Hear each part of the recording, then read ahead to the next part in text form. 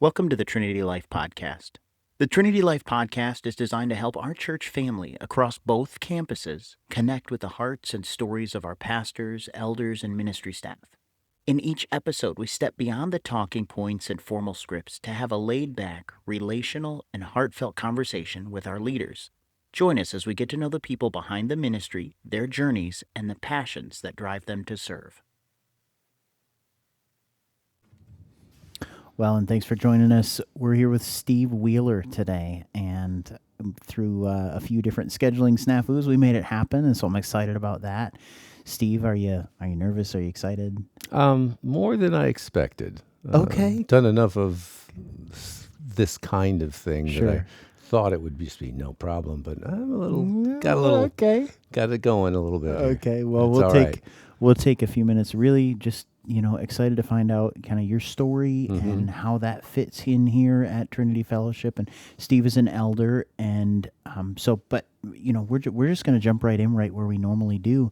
So, Steve, start really at the beginning. We just want to kind of know, your personal faith story. But who was Steve before Christ? How you grew up? What that looked like? What that faith environment was like? And then when you met Jesus, how that changed, and who you are now. So, walk us through from the beginning. Okay. I was born Okay. in Seattle on the West Coast Okay. and grew up during the 60s. Okay. So that gives you context. Uh-huh. I was, shall we say, surrounded by hippies, but I was not one of them. Okay. The Lord protected you from that in He some way? did. He did. My parents were people of faith, Okay. and they started taking me to church when I was an infant. Okay. And so I grew up in the church, and I knew about Jesus. I knew about the path of salvation, all of those things. Parents were both highly involved. My dad taught Sunday school. He was the chairman of the church. He was a deacon. There's all kinds of things that he did over the years. There every time the door was open. kind of Absolutely, deal. Okay. absolutely. Except for the 2 weeks that my dad always took us camping. Ah, Because okay. he had 2 weeks off, and those 2 weeks we'd be gone. Sure. But my mother was engaged as well. She spent probably 35 or more years as the choir director, organist, pianist, all that sort of Okay. thing. So highly involved. One of the things we did was we were in a rotation, small church. We were in a rotation of, families that cleaned the church. Okay. We didn't have a janitor. We didn't any of that Sure. stuff. So one day, I don't know exactly how old I was. It was pre-junior high. Okay. So we're probably talking 10, 11 right in there. Okay. I was sent to the basement to sweep and arrange the chairs correctly. Okay. And I was doing that. And I became overwhelmingly aware of God's holiness and my lack thereof. And it just struck my heart, and it was right there by myself in the basement of the church that I asked Jesus to cleanse me from my sin and come in and fill my life. Which, looking back from 70 plus years old, Sure. it just as I was thinking about our talk today, I was thinking, what's the theme? What's kind of the glue that holds all this together? And even looking back at that old story about how I came to Christ, I didn't do it in the typical or average way. Sure. And Okay. and that is just a theme that you're going to hear as we talk about my life.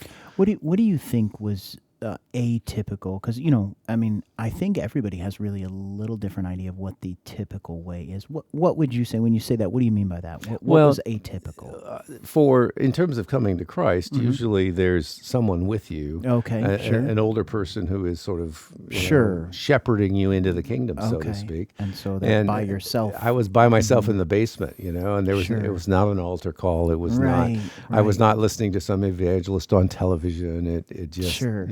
it was just one of those things. But I only see that from where I'm standing now. Sure. At the time, it was just kind of I was overwhelmed, and Right. I felt like, oh, boy, do I need to get purified here.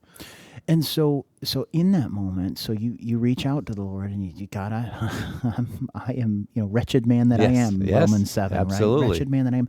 What, if you were to describe God's response to you, maybe it was a word or some words or a feeling, how would you describe God's response to you in that moment? Oh, that's a long time ago. Relief. Okay, so you did get a sense of confirmation, affirmation of Yeah. that. Yeah, that this You- this is right. This is good. Something Okay. happened. Okay, so it wasn't like you were left there going, "Oh, did it work? Did it fit? Did it?" In that moment. I mean, I'm sure you ran into sure. that over time, Well, but absolutely. in that moment, there was some kind of assurance there that the Holy Spirit impressed Yeah. upon you. Yeah, I didn't just go back to sweeping. There may or may not have been tears involved. No, there Okay. really wasn't. Right, I but can it was say that just truthfully. this sense of I wasn't right Yeah. with God, and now I am. Absolutely. And now I am. So yeah, so kind of pick up from there. How did that practically play out in your life after that point? Can you say you maybe saw a difference after that point, or was that just a moment? I think it was a moment because I'd grown up in the church, Sure. and it's putting it in one way. I knew the rules. I knew Right. how Okay. a Christian was supposed to live. Okay. And probably what had I done it well, I don't know. I don't remember. Sure. But yeah, it was. I don't know that there was this massive change in my life at that point, other than I knew I was in the family now. Right, sure. And so maybe it was your motivation for that rule following maybe shifted, but it's not necessarily something you can see or that's tangible. To Right. experience. I think if you'd taken a video of me, 2 days before and 2 and days 2 after. weeks later, You wouldn't see much difference. Probably wouldn't see much difference. But if we took a spiritual EKG, Yeah, we might there you see some go. difference there, huh? Spirituometer. The spirituometer, right? The motivation behind your heart in Sure. in following these rules, in Right. living a godly life. Your heart was different, and frankly, that's what he's all about, right? Yep. So okay, so you're 11, 12 years old, and now it's your faith is your own. That's real. You grow up the rest of your life. Not much changes from a behavior standpoint, but talk to me about what other influences over the next, say, 8, 10 years looked like as you were continuing to grow in your faith. Did conversations change with your parents or with youth leaders or anybody? What did things look like, in the next 8 to 10 years of that? What I don't have is one of those dramatic shifts from I was headed in one direction behaviorally, and now I'm not headed in that direction. Right. So I don't have that. And certainly it wasn't a instantaneous. Now now I'm holy. Right. Right. It was more, that growth thing that happens, and you go Sure. through teenage years, and the hormones get going, and you have influences of other people, and Right. da da da da da. But I was at base. God had granted me a compliant spirit Sure. from the get go. Praise God for that. It was my mother tells the story of putting me in the crib. I was a late child. I was an oops.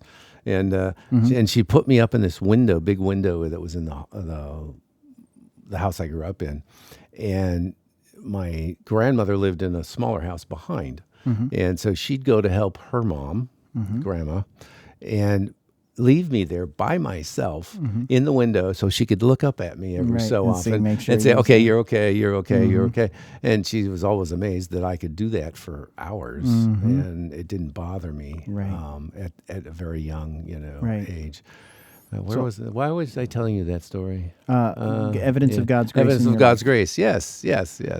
And so I've always been compliant. I guess that's where I was Sure. headed. Okay. And my older brother, who was 6 years older, he's the one who went through the rebellious piece. Okay. With alcohol and getting in wrecks and arrested and all of that. Sure. And that was also God's protection of me. You saw the dangers I of said, that and said, I'm not doing that. I'm not going there. I'm not going there. And mostly it was the tension in the home. It was the arguing between my parents and him and all of that. And so I'm a non-conflict. I run and hide when there's conflict. Right. Not so much now. I've Sure, learned some things God over has the years, grown you but in in that. terms of my base personality, it's a Right. non-confrontational. Gotcha. Let's get along, and if we're not getting along, let's pretend like we are. Right. Right. I think that sometimes, and as we've heard in the podcast, and as people have heard from people, stories of their lives and my own life, I think that a lot of times people have that that conversion moment, but then on throughout life they have other really heavy spiritual moments where it's like, oh, I prayed to receive Jesus, I felt convicted of my sin like you did, and then when I was 15, I had this really traumatic experience, and then when I was 23, I had another experience where God just really spoke to me. Do you have any of those other moments as you grew, teenage years, early adulthood, where there was just kind of another deep connection spiritually that happened, or was it pretty just straightforward and steady all through life? No steady Eddie here. No steady Eddie. no, Okay. no, Tell no, me no. about that. Unpack that. One of the things that, as I've thought about my life, is a friend of mine once said, if you're not living on the edge, you're taking up too much room. Much space. Yeah. Right. Okay. I'd never heard it anywhere else, and it stuck in my craw, and there's a lot of reasons for that, which I won't go into now. But Oh, man. what I know, this would be a really long podcast. We'll have to if get I, back together. If I All told right. all my stories, That's it's right. just, Well, yeah. we'll have to get back together. I'm a storyteller at heart. So, and I like to think they're very interesting stories. I'm glued thus far. So, anyway, so that's kind of been my theme is, and some of that is good stuff and some of that is not so good stuff. It depends on what you're meaning by what does it mean to live on the edge. Right. What I like to think about it as, God would occasionally nudge me, encourage me, and sometimes real close to push me into things. So let me give you a few of those. Yeah. Okay. Please. So at 15, I applied to be on a music team that was under an organization at the time called Lutheran Youth Alive. Now, I didn't grow up in a Lutheran church, and I thought it was just a good luck with this, 15 years old, how good am I, at singing and playing guitar and all that. And God allowed me to get on that team. Okay. And I traveled for 6 or 8 weeks through Southern California, Arizona, those kinds of places. Oh. And we sang, and this was just at the cusp of what we would call contemporary Christian music. Okay. Okay, we're back with I'm trying to think of some names, but anyway, it doesn't matter. The second chapter of Acts would be one that pops into my head. Okay. Probably unknown to you, but at the time they were big names. There's some people listening here like, oh my goodness, I know yeah, them. I remember them.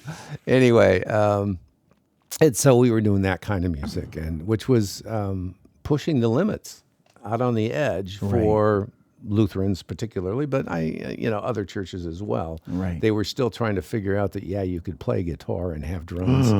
Yeah, exactly. Exactly. So I did that, and, again, God sort of nudging me into a deeper walk. Sure. Because 15 years old, and you're running around out, away from parents, away from all that stuff and everything and then I guess probably the next nudge, I'm trying to think in order here.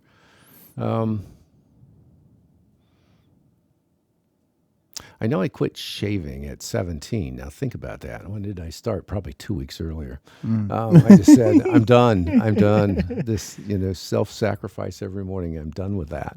And, but added to, some people grow beards. I quit shaving. A very different thing. Okay. You wouldn't know that now, but back then, and some of the people who are at Trinity will remember me with kind of a ZZ Top-esque kind of thing looking going thing. on. All right. Yeah. So I looked the hippie, even though I wasn't Okay. a hippie. got my car searched a few times on border crossings just because of the way I looked, I think. But there was nothing in there, nothing they could find, or nothing. I shouldn't say it that way. That sounds bad. I was going to say, Steve, you want to reword that a little bit? Yep, I think I do. I'm sure I do. Yeah, there was nothing to find. There was nothing to find. Okay. Yes. Yeah. I was a compliant child. Anyway, I'm not sure what that had to do with anything, except it's just a fun story. It was a fun story. We'll take it. We'll take it. Probably the next thing, moving into college years,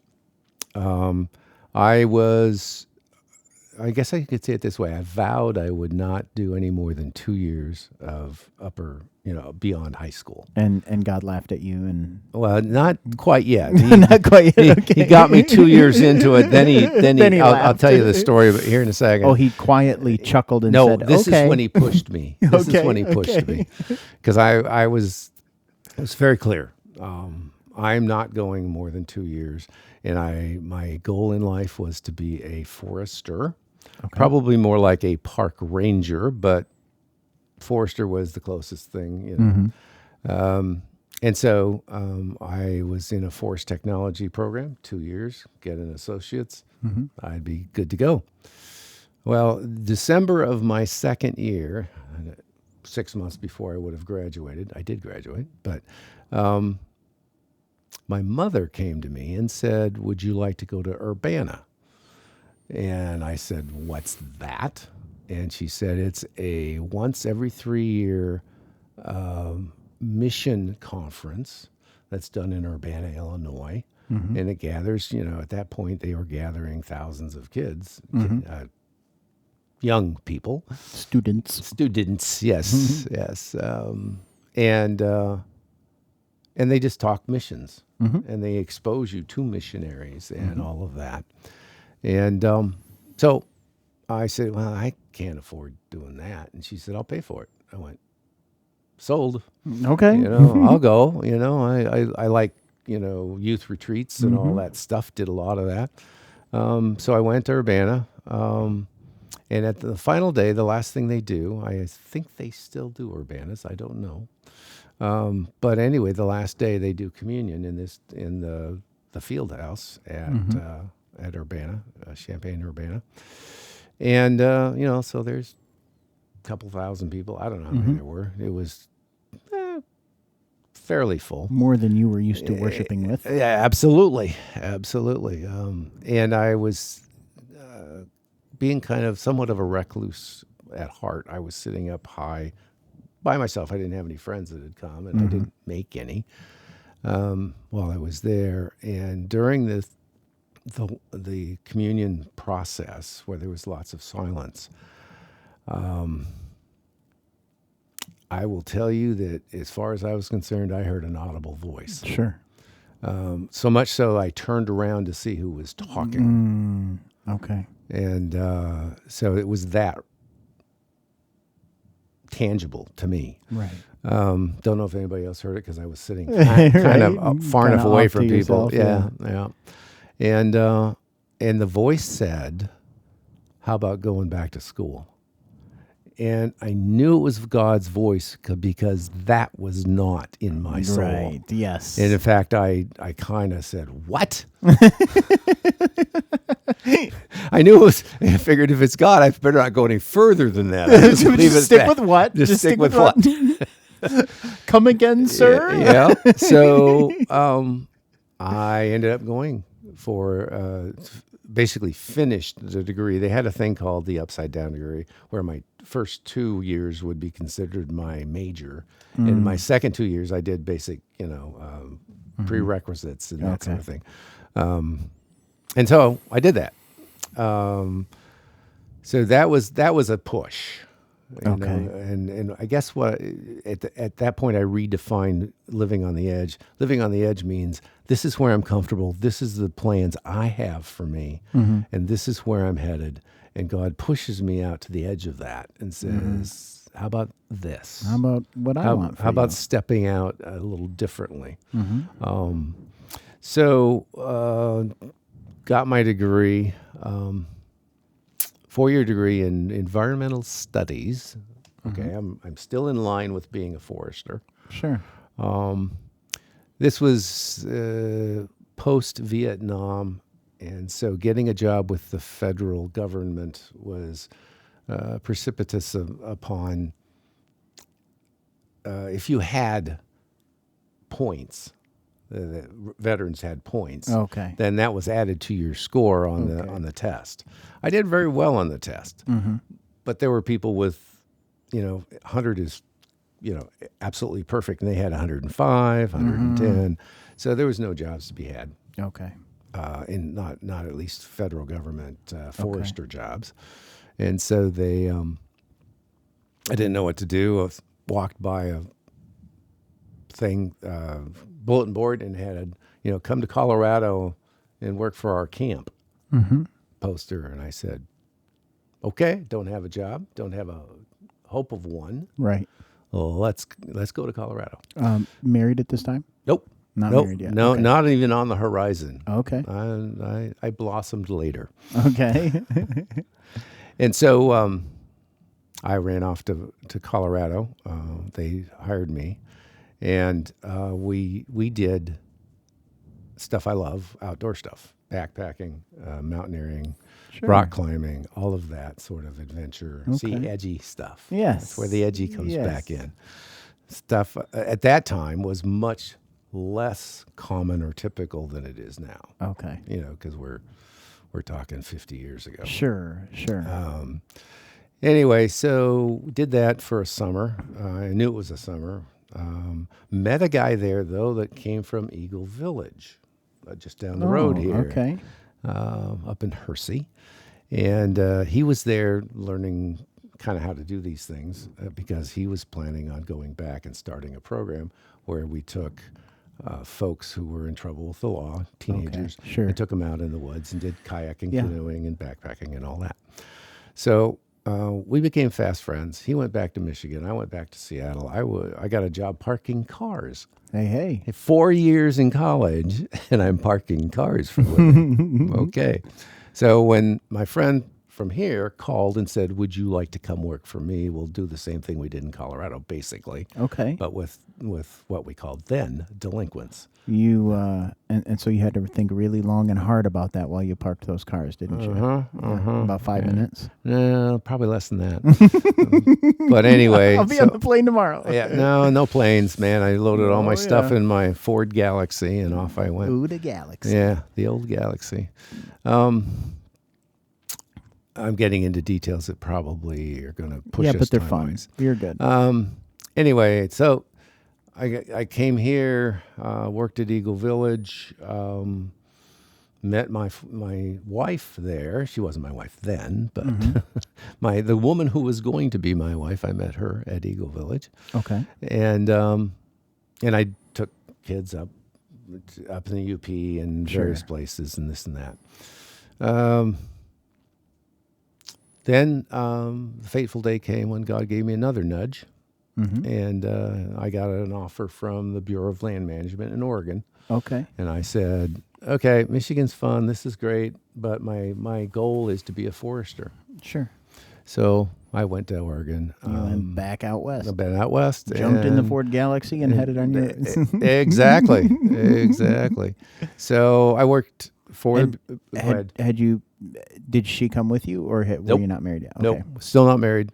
Not even sure that was in the cards for us. Okay. But you went out to Oregon. I went to Oregon and got this job and worked for the Bureau of Land Management for 3 years and a couple of months. And in that time, we decided that maybe we wanted to figure out if this relationship was, destined for more than just friendship and all that. So she moved out to Oregon. And we decided that, let's get married.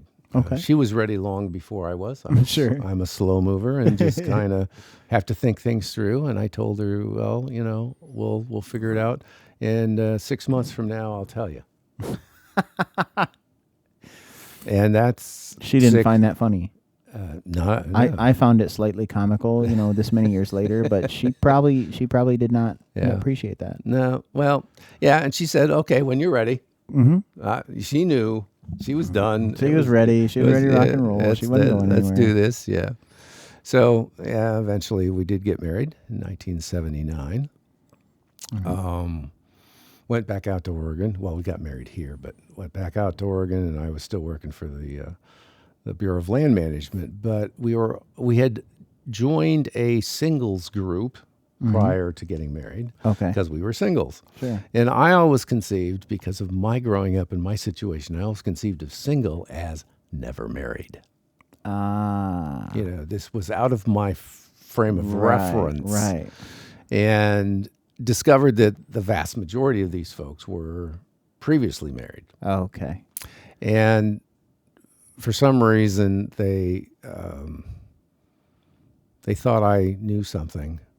And so they would come and sit on my couch and talk to me about all these problems with their exes and their children and custody and visitation and all of those things, which I had absolutely no Zero clue. experience with, right? Yeah. I did the best I could, Sure. but was certainly feeling the need for greater understanding of humans and humankind and how to help them deal with Family their issues. relationships, family broken relationships, et cetera, et cetera. right. And so once again, God nudged and said, "How about more school? bingo. I smell right. a pattern." Yes. So the decision was, do I go? I two things. I wanted biblical knowledge, a greater depth, and I wanted psychology, basically, Sure. to say it easily, Sure. and how to counsel people.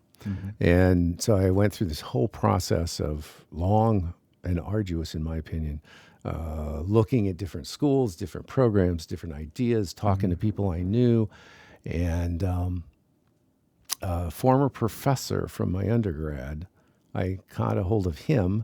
He happened to be, well, this is a long story, but he happened to be married to the daughter of a gentleman by the name of Ken Conser, who was the dean of Trinity Seminary, who had been for years editor of Christianity Today, all of those sorts of things. And he said, why don't you consider Trinity?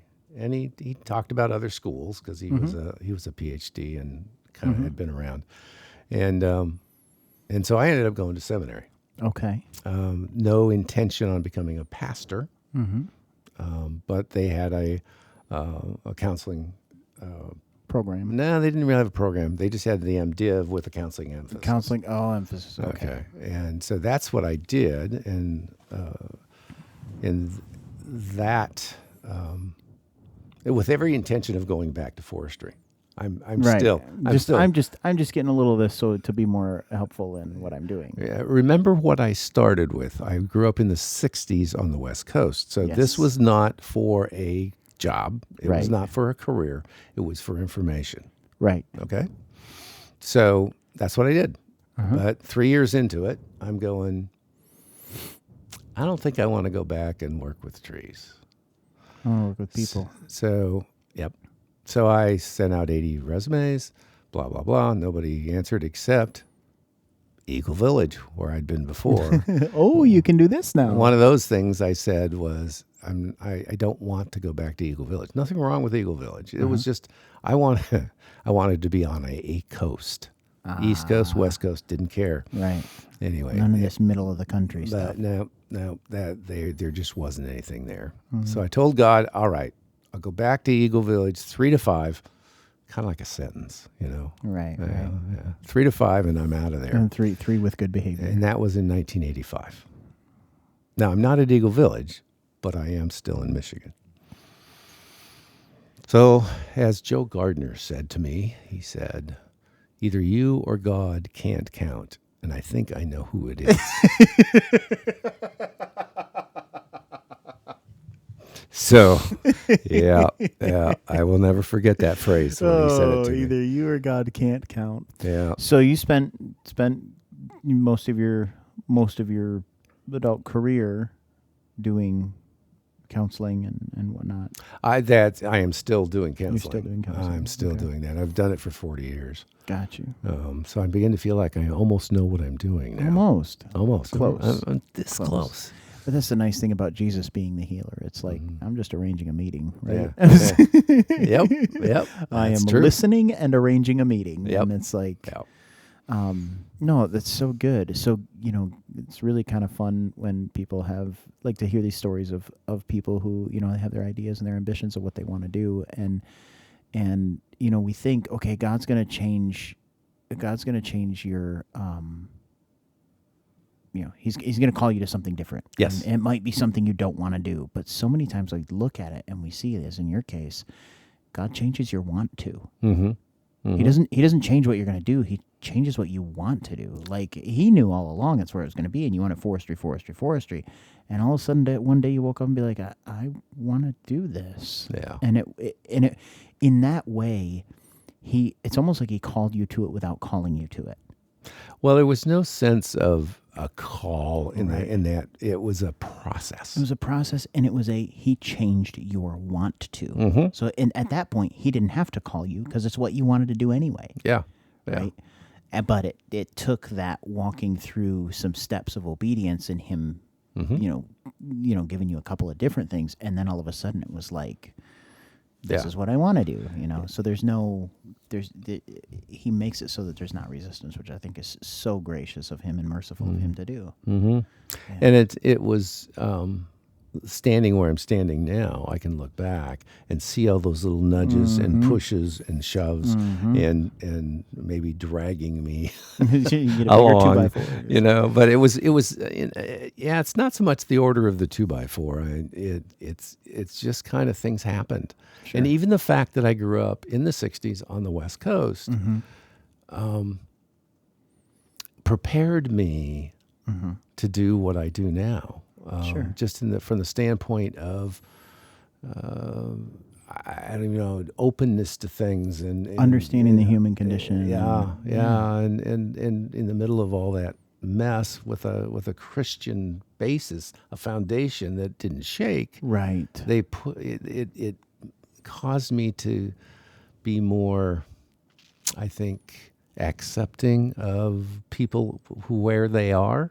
Yeah, absolutely. And I think there's so, and that's a really huge deal. And I think, as God equips us to do that, we work with, Dwight and as we work with the Rise Reentry Ministry out in White Cloud. Mm-hmm. And there is a difference between accepting people as they are with a desire to walk with them in Christ and being okay with what people are doing if they're living in sin. Oh, yeah. And there's a very fine line there. But your upbringing, God brought you through an upbringing and a life and an environment where you were able to toe the line well, and you were able to see where people were, receive them where they were, and walk with them toward Christ without necessarily condoning, approving of, or celebrating their brokenness. Whatever they're doing, yeah. And whatever it is they're doing. Yeah. And I think really it's cool to see that God prepped you for that as you look back in life. Yeah. Because it would have reduced your effectiveness. Absolutely. And I think one of the things that I love to do is to help people recognize that all of the things that have happened to us or around us are part of God's preparing us to do what He wants us to do. Even, the Stu, famous, pull that one out and put it on a slide. famous line from, Joseph, when his brother sold him into slavery. And later on, when they come to Egypt trying to get food, he says to them, you meant it for evil, but God meant it for good. Absolutely. And so I think, tearing up here, that's interesting. What's that about? Good stuff. What's that about, You sound like a counselor. What's that about? Well, when I don't know. I really don't know. When in actually, Rome, you don't know. I don't. And I'm far enough along in my journey that doesn't bother me. That's good. It's just like, it's okay to tear up, and it's okay, and it's okay not to know. Right. But something touched me just then. It was Well, interesting. And praise God for that. Mm-hmm. And thank you for allowing me to be a part of that. Well, and there's a couple of pieces that fit into this whole puzzle of my life that I'd like to share before. Yeah. No, we're doing fine. Before You're before they disappear out of my head is the real problem. One is my brother, my older brother, who was the rebellious one, eventually ended up being diagnosed as schizophrenic. Okay. So I knew what it was like to live with an older member of the family who was not mentally stable. Right. And heard things that other people don't hear, saw things that other people didn't see, and thought there was truth there. And I think that was training. Right. That was training. And how does your faith history affect? And we don't need to get into a big theological discussion, but if you could give me the 10,000-foot view of things like schizophrenia, depression, anxiety, whatever, how does your theology interweave with that to see the bigger picture spiritually, what's going on as well? Yeah. What do you? There are no clear pathways when you're looking at mental processes. Sure. Whether they be appropriate and what we would consider typical, or whether they're inappropriate and or atypical. Right. I mean, we look at relationships, we look at history, we can look at biology, the genetic pieces. Recently, there's been a lot of research on epigenetics, which has proven that the 80% of our genes that can be turned on or off,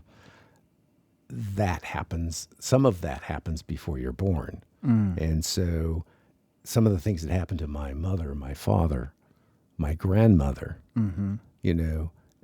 impact who I am today and how I react. Well, and that follows a biblical model. Yep. I think that follows absolutely. a spiritual reality. Yep. And so that's probably kind of fun to see in the study realm and in your education of like, oh, you guys just figured this out scientifically. Well, isn't that funny? You look in the book of Psalms and kind of says that, or whatever, Yeah. But to see those, so I think it's good to point out, and one of the things we've appreciated about Trinity Fellowship is kind of that non-extreme of Trinity Fellowship and our doctrinal statements. But even here in leadership, right, there is an understanding, yes, there are neurochemical things and histrionics, and there are, trauma and relational issues, and there is an entire spiritual realm that has an effect as well. And you can't say, oh, everybody who has schizophrenia has demons. No. But you also can't say everybody who has schizophrenia only has chemical imbalances. Yeah, right.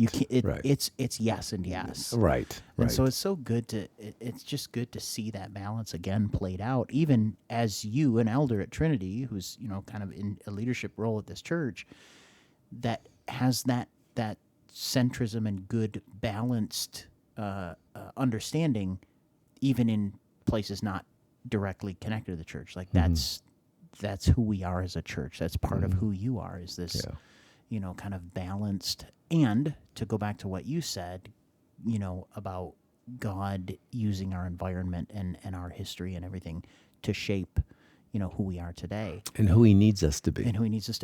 Right. Yeah. And so you fit here at Trinity Fellowship. And so just so refreshing to see. So tell me a little bit about, I want to pivot a little bit, and I just appreciate being able to be a part of your story and be led into that. And I think that's going to bless a lot of people, as we sit and see decisions being made and know that we're being prayed for. It's like, this is one of the guys that's praying for us. And you know what, I based on where he comes from, I see some ways where he would get me. But talk to us about a little bit, kind of your role specifically as an elder at Trinity Fellowship, and officially and unofficially, and how that plays out. What's going on there? What do you do here? I am the elder who has been an elder the longest. Okay. When Gary, the former senior pastor, left, he was the only one who had been an elder longer than myself. Okay. So I'm sort of I'm not an elder emeritus, because that means I'm not doing it anymore. I am the elder. I'm not the oldest. There are people who are older than I, but I've had the longest holding the office. Okay. And I don't know what that means. That I carry some of the history, a lot of the history, and when some of the newer elders are saying, oh, what about this or that, or how did we come to this decision? I can provide some of those pieces about historically. This is where we were. This is why we had these conversations and why we're where we're at in terms of decisions. Got you. So that's one piece I think I do Uniquely bring to the table. The other thing is, if you're not living on the edge, you're taking up too much room. And so I tend to be one of the voices. That's not real radical. I'm not way outside underneath the bell-shaped curve, but I'm on the on that edge, close to the edge, and so I ask questions or can provide that historical perspective that says this is why we do what we do. I tend to, you might not know that today, but I tend to be somewhat, I don't speak a lot. But when I feel like it's time to talk, or when God has given me something to say, then I need to say it. Sure. And so it tends to be that way. I don't join conversations at the front end as much as I do a little later on. Sure. You get a good, and part of that is just kind of who you are and how God shaped you in your counseling and listening well before you provide responses. And I'm sure I can imagine, Dwight Bull being similar. I imagine you and Dwight get along pretty well. Yeah, Dwight, he's a great guy and great counselor. I when he retired, I thought, now who am I going to refer people to? So mostly just kind of on the leadership team, you don't really have a specific role or specific duties that absolutely. kind of fall to you. Talk to me about that. Things that I do. I am the shepherd, shall we say, of the marital mentoring program here at Trinity. Have been since its inception. And then I often am on the screening committee. Okay. And that's a 3-year, then you have to take a year off by the bylaws. Right. So I keep popping back in there because I believe that's one of how God has gifted me with a bit of discernment in that realm. Right. And that's the official roles, the two primary official roles that I take. In this marital shepherding capacity, tell us a little bit about what's happening, in that ministry and what God's doing, and and how that fleshes out you being kind of that shepherd. What's that look like? A day in the life kind of. A day in the life. Yeah, it's really, it sounds more interesting and wonderful than I think it is. I think it's a wonderful program. I think it's a wonderful situation. But I'm really an administrator to a large degree, which is not my giftedness, but I have the other skills that kind of dovetail. That make it work. What I do is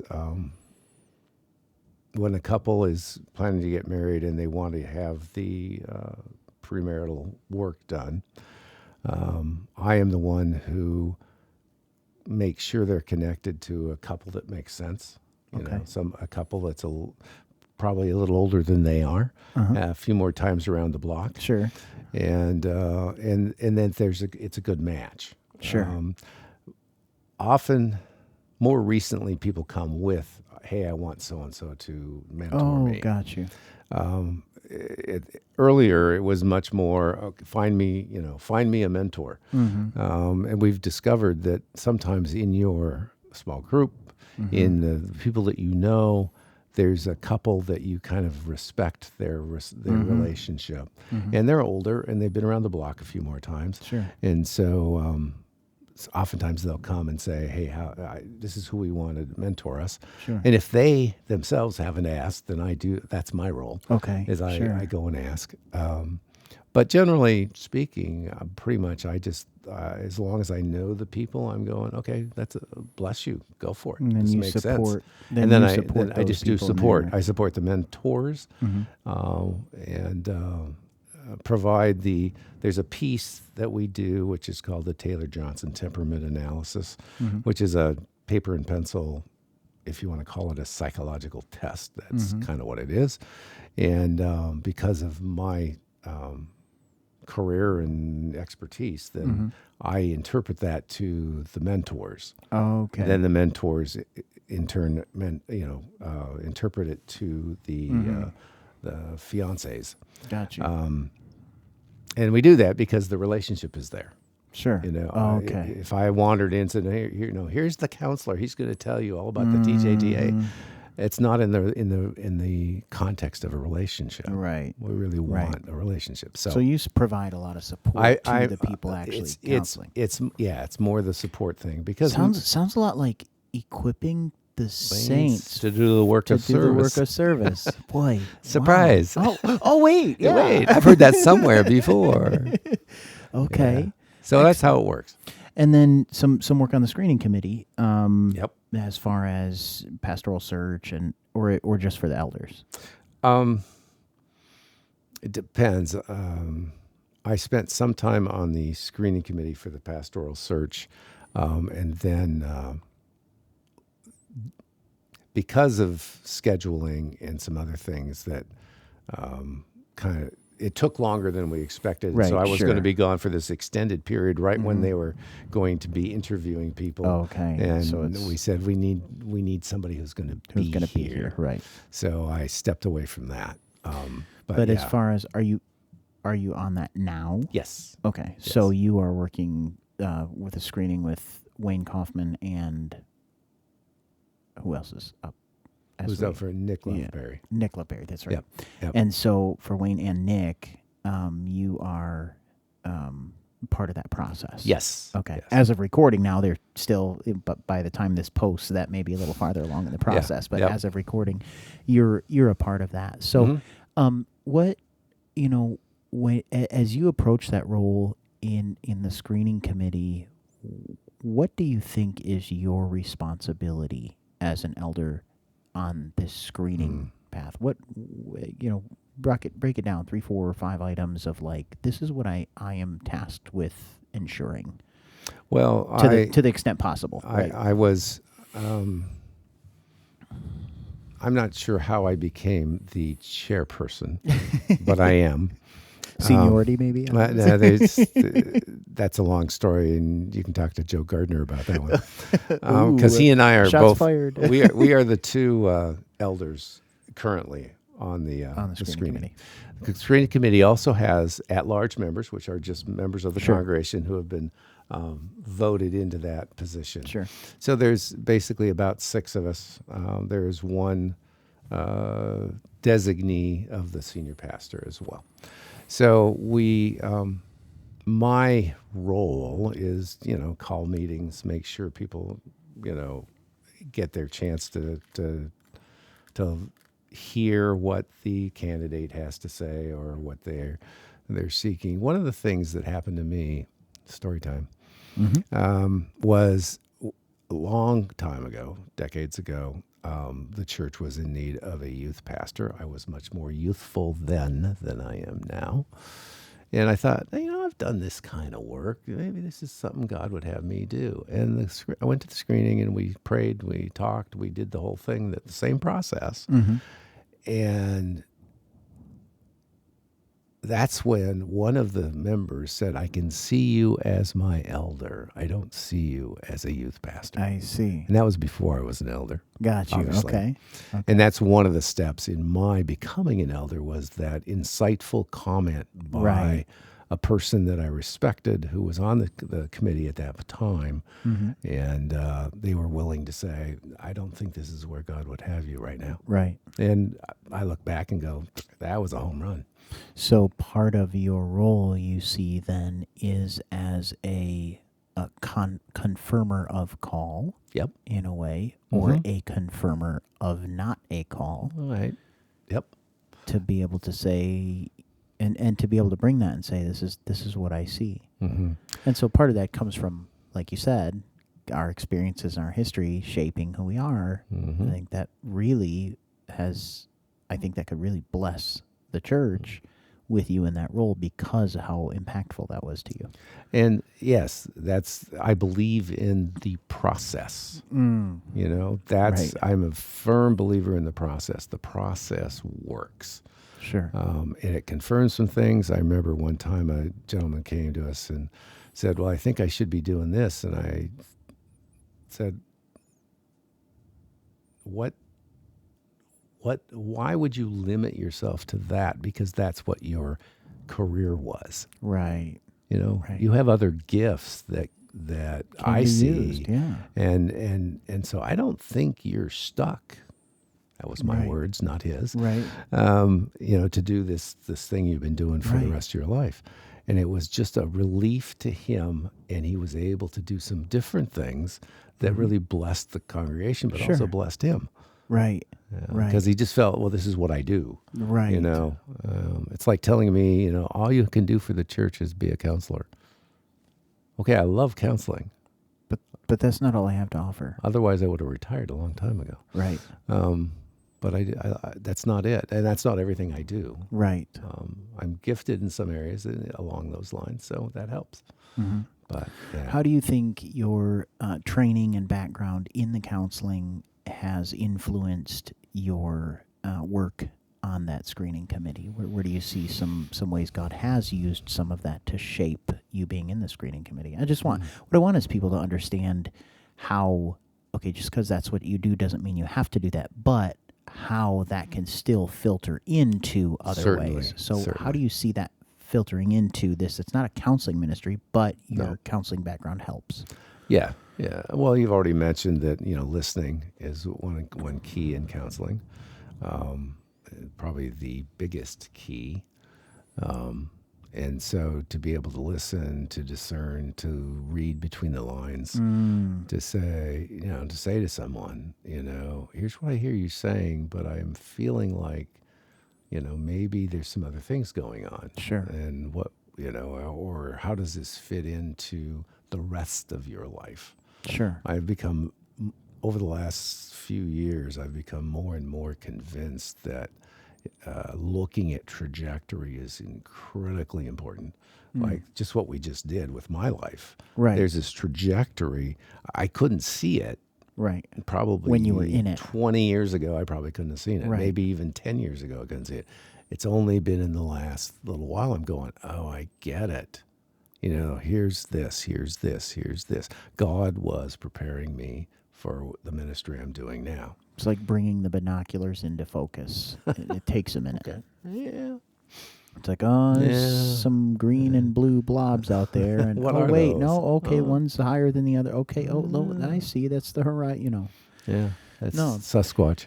So you see, yeah, right, Sasquatch. So you, so you really, you know, just counseling ministry obviously is not, like you said, the only thing. And so that counseling ministry that you have taken part in and that, you know, work that you've done has really shaped, you know, that discernment piece or even determining, you know, potential pitfalls psychologically, right? This person might have some, you know, personal issues that they haven't dealt with or, you know, whatever. So, no, that's good. That's good.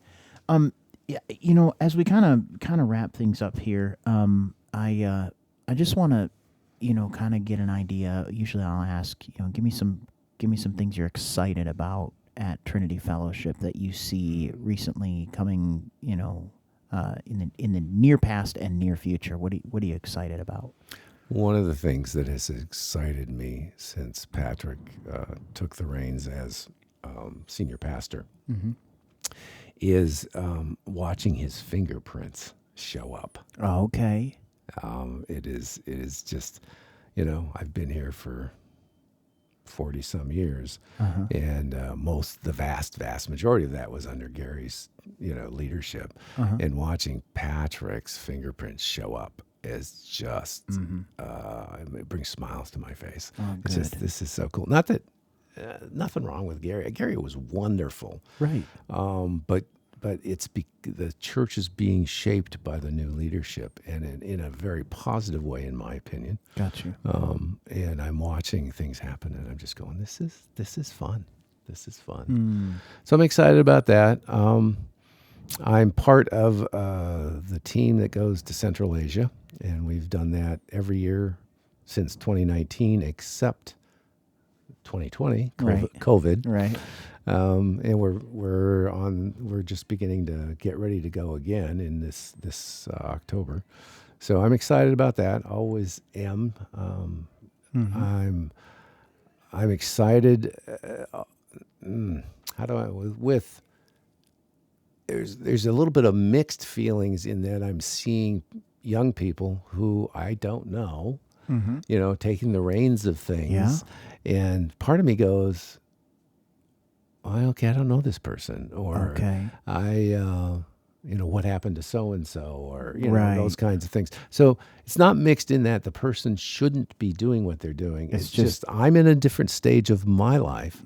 And so I'm not as engaged in all these myriads of things that I did when my kids were little and all of that stuff. Right. I mean, goodness, we're doing a podcast. What's this about? What is a podcast? What's a podcast? Is that what I do with the green bean or the peas after I've shelled them? I throw the pods away. Cast the pods. That's right. That's right. So, okay. So just seeing that and there's an excitement there in, hey, this is new and good is coming of it, and absolutely. So there's an excitement there. Absolutely. What's on the horizon that you're going, boy, I'm just not sure about this, and God's gonna really have to make something happen here if it's gonna go well. What are you? Are we talking about? Are you talking general. about the church or Wide open. personally? No, the church. The church. Okay. I have a ready answer for personally, but we can go back there. That's okay. But for now, let's do the church. I wonder if others are as excited about Patrick's Fingerprints as I am. Okay. Because it is different. And Sure. for me, that's good. Again, I like adventure. I like doing things that are, on the edge. Sure. And so this is just always good. In my way of looking at life, it's like, oh, this is interesting. How are we going to manage that? Right. But anyway, I don't know that everyone's going to be as excited as I am about Patrick's Fingerprints. I think, we have lots of long-term staff turnover. I mean, not that I probably said that in a way that sounds worse than I mean it. It's just that it's time for people to do something different. And, with Gary changing and Connie and John and these people are, and even the folks in the office. Sure. There's a huge turnover there. In fact, I'm struggling within the last week going, who do I call? Right. I know who I used to call. So there's a lot of change. Who do I call? A lot of change. And I think that I'm not concerned about it. It's just, you are aware. I'm aware of it and going, this could bring issues, and the evil one can crowd into those things and kind of push and shove and incite us to riot, so to speak. So Mr. Under Shepherd, speak to that a minute. Now that we've kind of revealed that, what would you say to people who are kind of like you in the situation, who might be taking that a step further into, boy, I'm just really worried about this, or I'm, this is a big concern, and I'm not sure. Speak to that person that's taken that concern a step farther to maybe some anxiety or dissent or whatever. Speak to them. Sure. Well, I really can't, because they're not sitting here. We haven't had a conversation, but they're listening. But they're listening. I know. There's probably one or two out there. So I can't speak to them. I can speak from my heart. Sure. That one of the things I've learned is everything that happens has a purpose, not just in sort of a generic way. I have many people come into my office and say, I know everything happens for a purpose. Well, okay. There's a person behind that purpose. Right.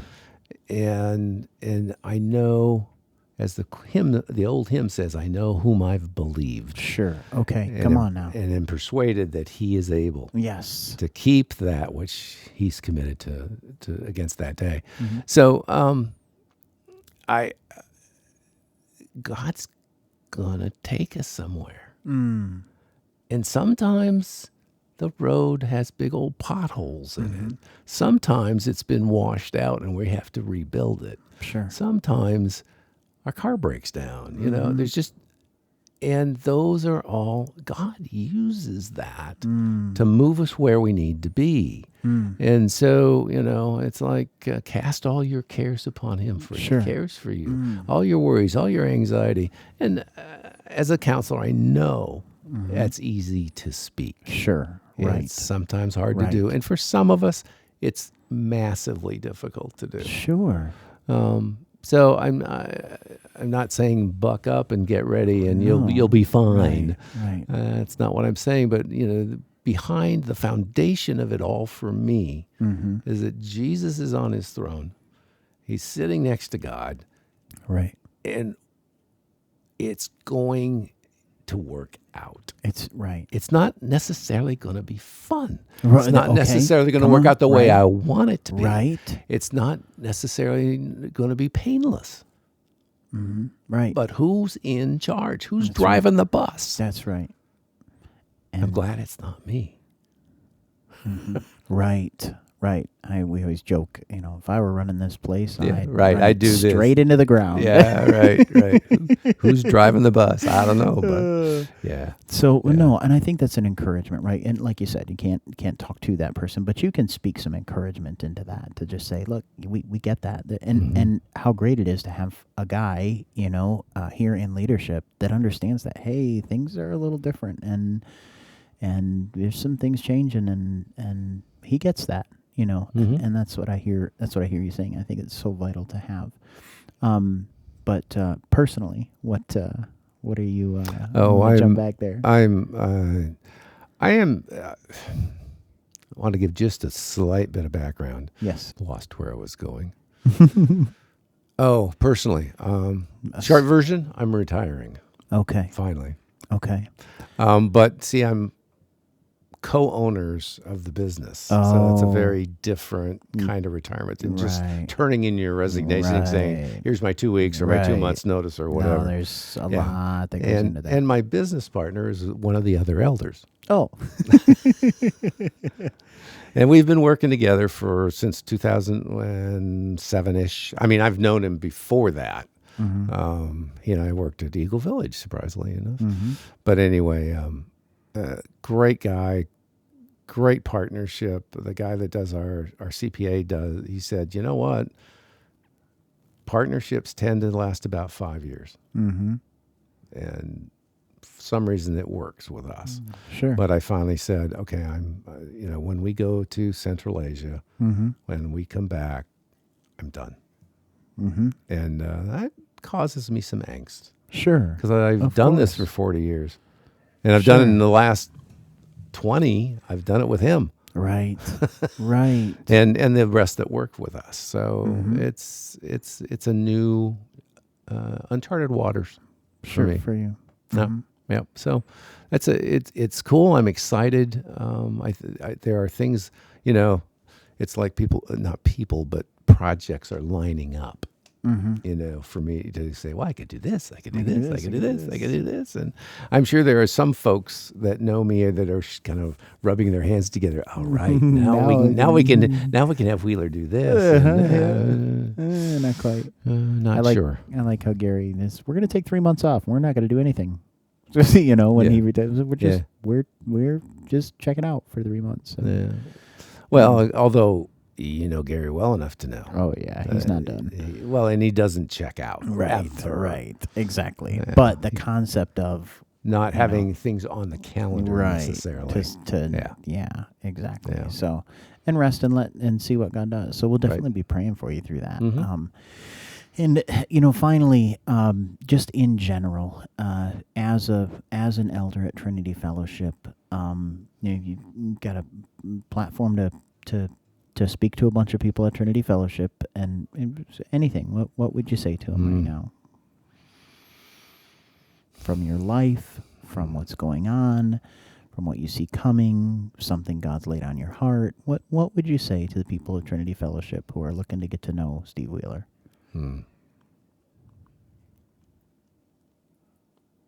That is a tough question.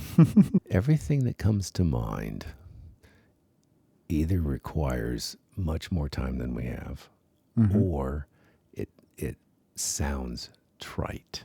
Yeah. It's the Christian answer. It's the answer that I've heard since I was a little kid. And not that it's the wrong answer or it's not accurate or truth. Just needs to be unpacked. It just feels,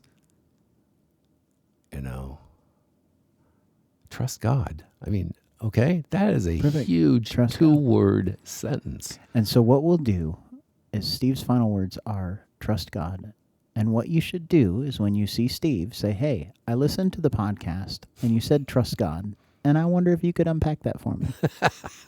There you go. There we go. There you So go. That would grab be Steve Wheeler. okay. I don't mind being stopped in the hall. That's not Well, Steve, I not a just problem. appreciate your time today and Yep. making this happen. And I know I'm just thinking of people in mind, at Newaygo campus that are going to be blessed to know, some more background of, one of the guys that's in that room making decisions, that this is where his heart is and this is where he comes from, and he's going to get me. And so, he's looking to honor God and do what's, as far as he understands God's will for the best thing for Trinity Fellowship is. And so thank you so much for this time. I don't You're want to keep welcome. you any longer. Okay. But we will we'll see you Sunday. Okay. All right. Bye.